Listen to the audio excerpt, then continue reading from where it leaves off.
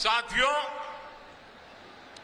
अभी तक लोग अपने घर की या अपने दुकान की सुरक्षा के लिए अलीगढ़ के भरोसे रहते थे। पता है ना, क्योंकि अलीगढ़ का ताला अगर लगा होता था तो लोग निश्चिंत हो जाते थे।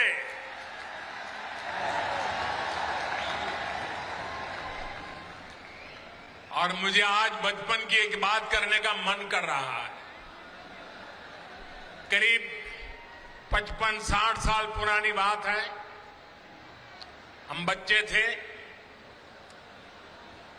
तो अलीगढ़ से ये ताले के जो सेल्समैन होते थे, एक मुस्लिम मेहरबान थे, वो हर 3 महीने हमारे गांव आते थे।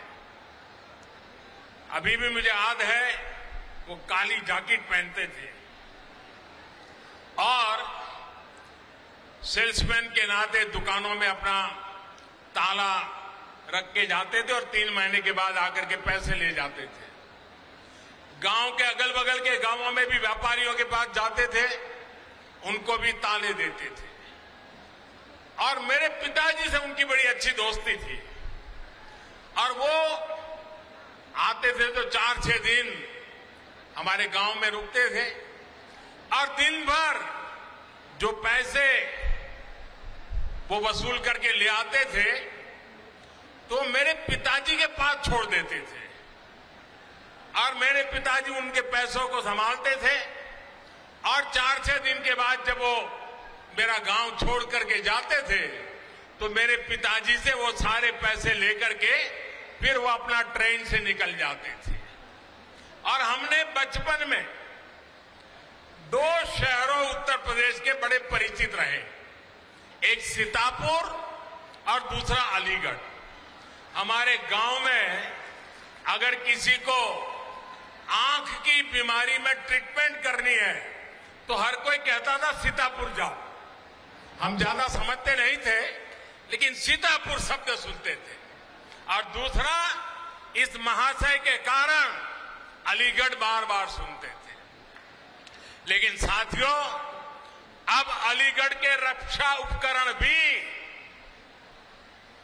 कल तक जो अलीगढ़ ताले के जरिए घरों की दुकानों की रक्षा करता था, वो 21वीं सदी में ये मेरा अलीगढ़ हिंदुस्तान की सीमाओं की रक्षा करने का काम करेगा।